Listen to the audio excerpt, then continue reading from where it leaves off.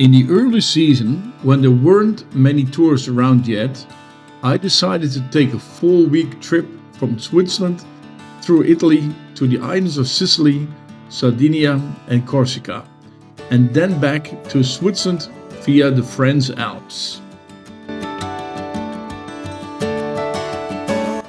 After 2 days of riding, I arrived at a nice hotel on the Mediterranean Sea. Yes, hi guys. Well, I arrived at the Mediterranean Sea. It's a beautiful day. I found actually a good and not so very expensive hotel because it's not season yet. It's in the middle of May, but I found a nice hotel and I show you the view.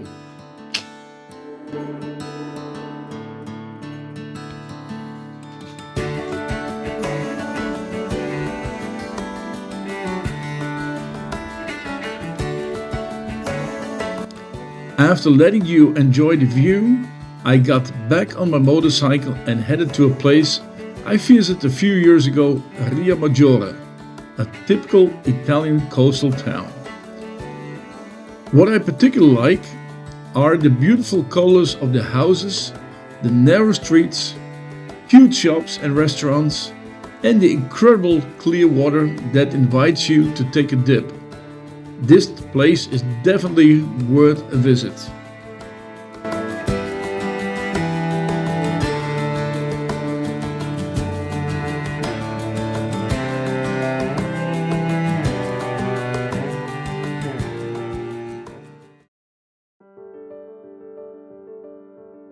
After a good night rest, the next day I continued on to an area I have never been before, Tuscany.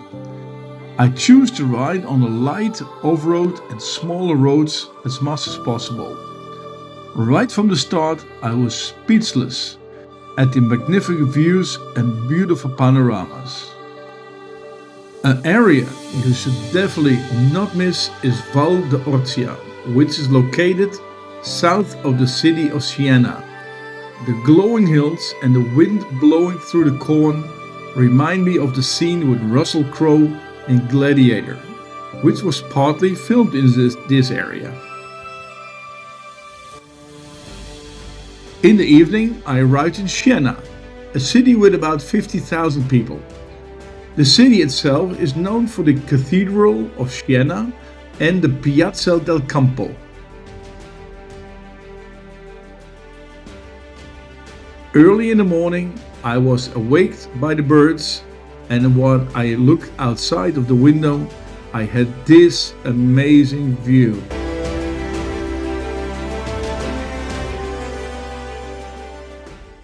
From Siena, I drove to the Amalfi Coast. However, this part is a madhouse with lots of cars and gazillions of Vespas. Finally, I took the boat from Villa San Giovanni to Messina, Sicily.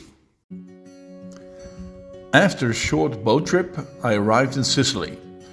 I would end up staying here for 4 days.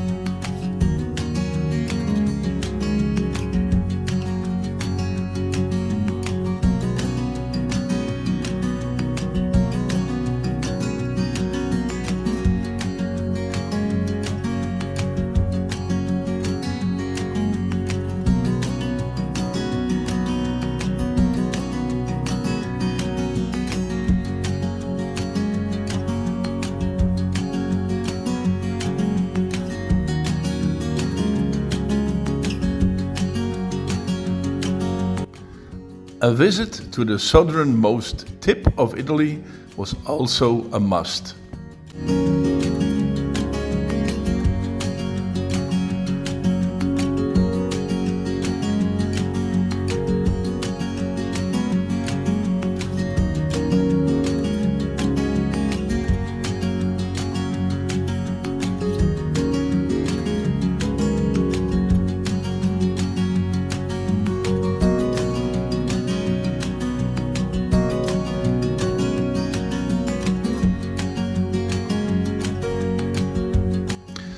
I had considered walking up Mount Etna. In the end, I didn't do this, but I was able to admire this volcano from a distance. A day after those photos were taken, Mount Etna erupted, so I was not unhappy that I was not on this volcano that day.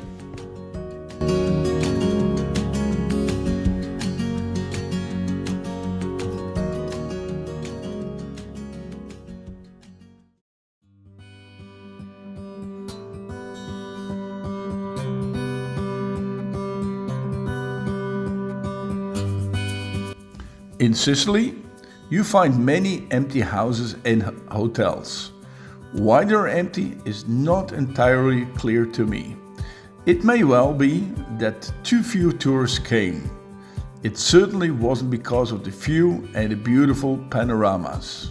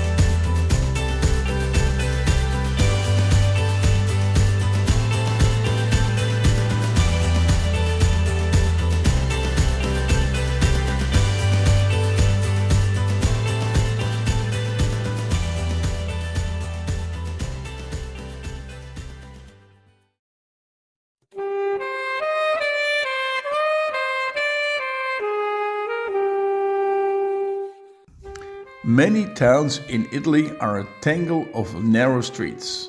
It is therefore understandable that Italians drive smaller cars because large SUVs have no chance of getting through here.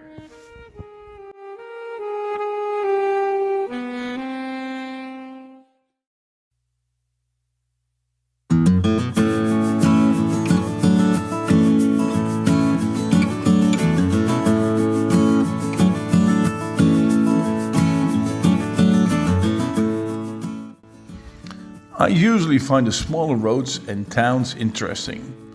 If you want to plan the route yourself, don't worry too much about finding a nice route. They are everywhere.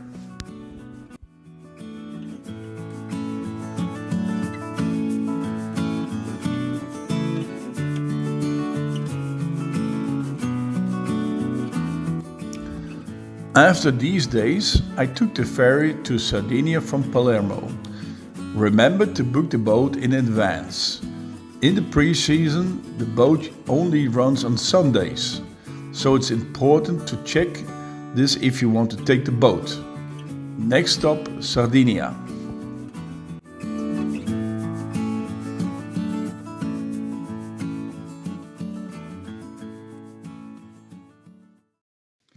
After an 11-hour boat trip, I arrived in Cagliari, Sardinia, in the late afternoon. From the boat, it was another 10 minutes ride to the hotel.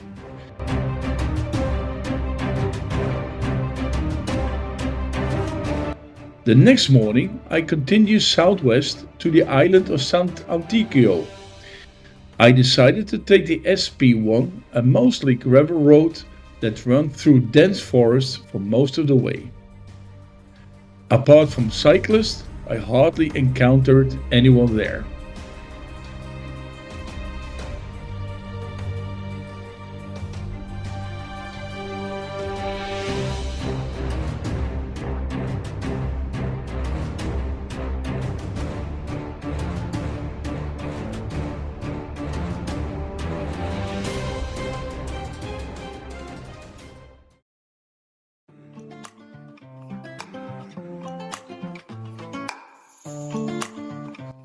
The island of Sant'Antioco is a little off the normal route that many motorcyclists take. But if you have a few days extra, a trip around the outside of the island is really worth it. You will find many nice beach cafes and remote beaches there.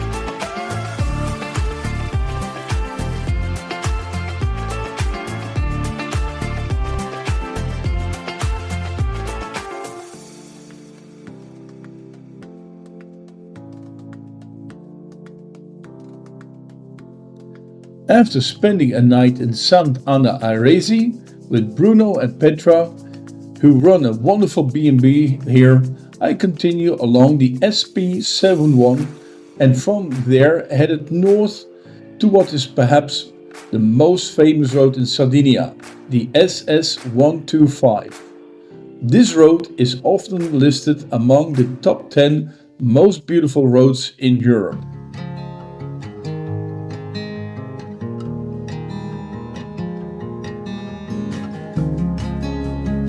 You could say that whoever built these roads in Sardinia must have been a motorcyclist. The quality of the roads and the stunning views were breathtaking. You really have to be there to understand that Sardinia is one of the top destinations for motorcyclists.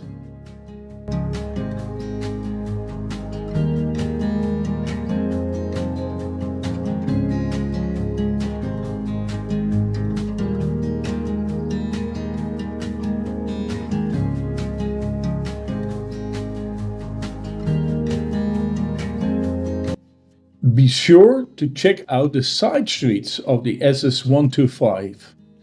It's definitely worth taking a good look on your map and taking a route away from the SS125.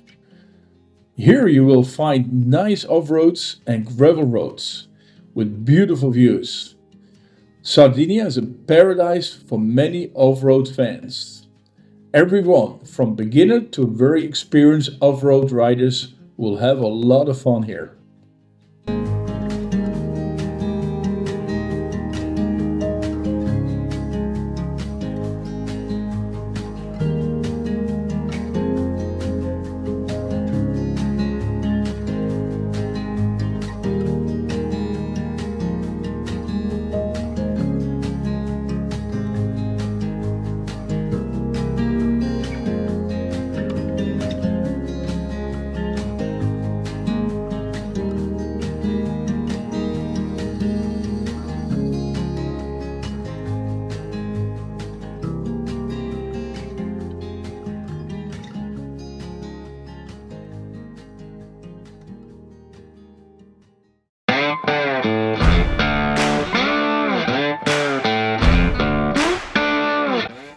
On the way north on the SS125, there was a well-known cafe where many motorcyclists stopped for a drink. I did the same, taking a sandwich and a drink before continuing on my way.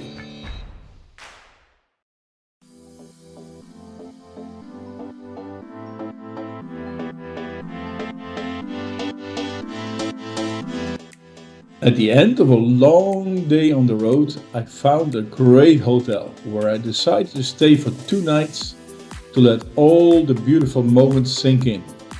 It was also nice to stretch my legs and leave the motorbike behind for a while.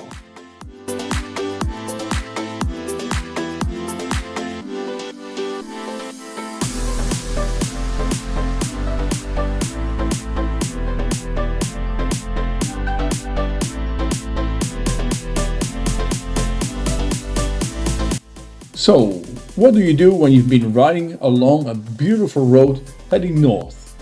Right, you want to ride it again, but this time heading south.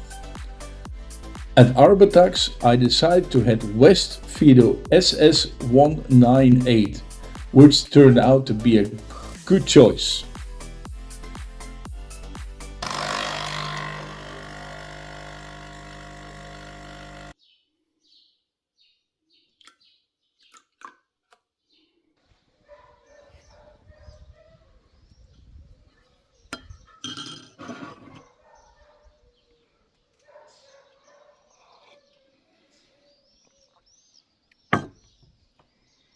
Towards the end of the afternoon, I found a nice B&B in a small town.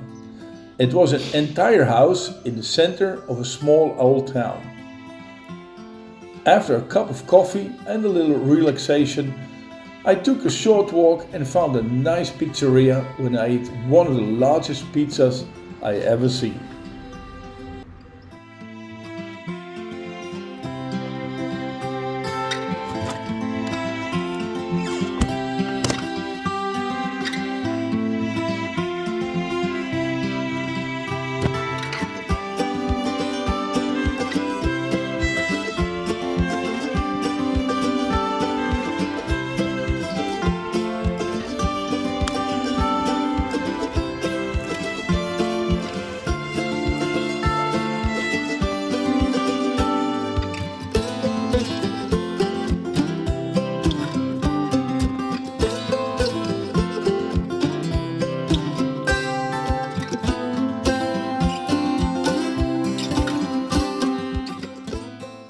Due to the increasing heat, it was already 32 degrees Celsius by noon. This meant that after 3 hours on a motorbike, I was getting tired. Then a little siesta among the trees is just the thing to do.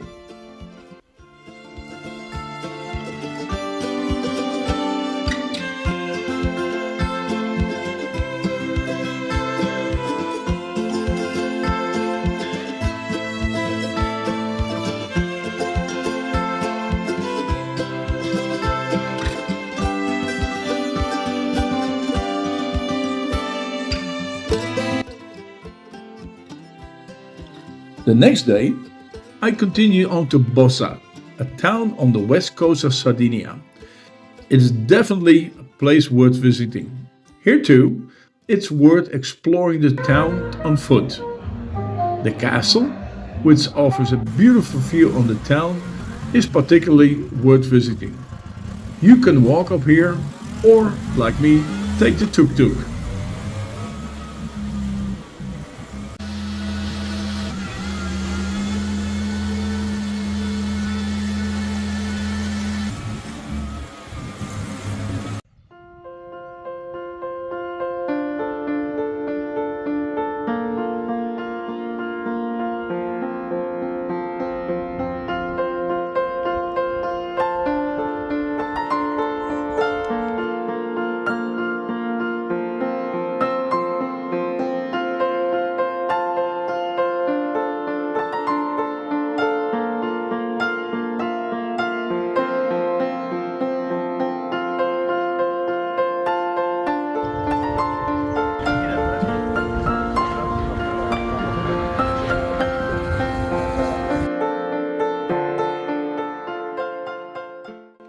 The following morning, I decided to sign up for snorkeling.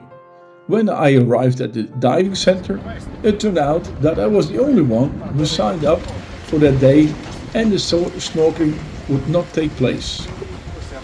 However, I was able to join at the diving group. Since I never dived before, this seems to be a perfect alternative. It turned out to be absolutely right. What a wonderful experience this was.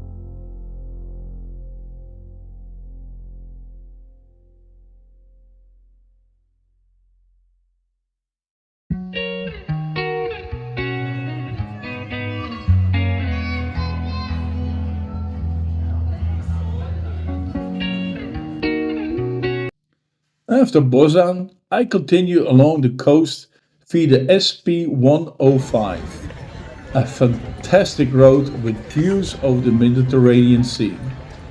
I planned to take a short trip that day because my final destination was Alghero. This city, with more than 40,000 citizens, is best known for the city walls and a long history of conquerors. The promenade, the many cafes and restaurants, and all the narrow streets invited you to stay in Alghero for a few days. I could have stayed longer than the 2 days I was here.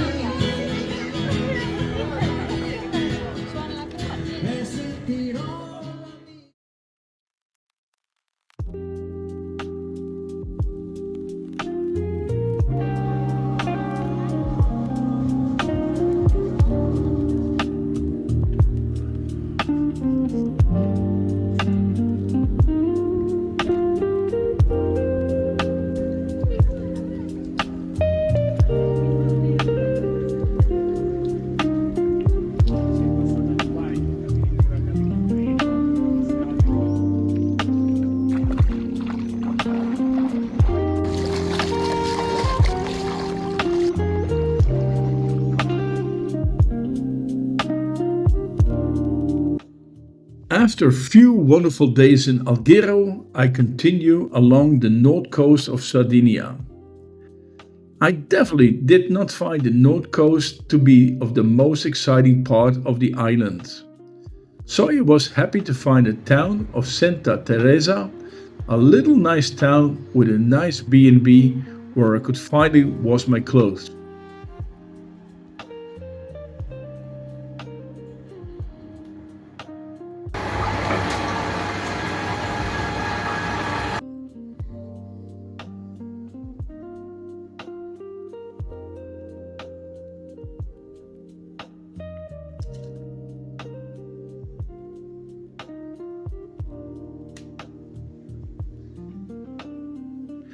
After washing my clothes, it was time to explore the town. Like many Italian towns and villages, there's usually a plaza where everyone meets, young and old. It was therefore a pleasure to spend the evening there. The next day, I would continue on to Corsica. Would you like to see the rest of the trips to Corsica and the Grand Alps? Follow me on my YouTube channel.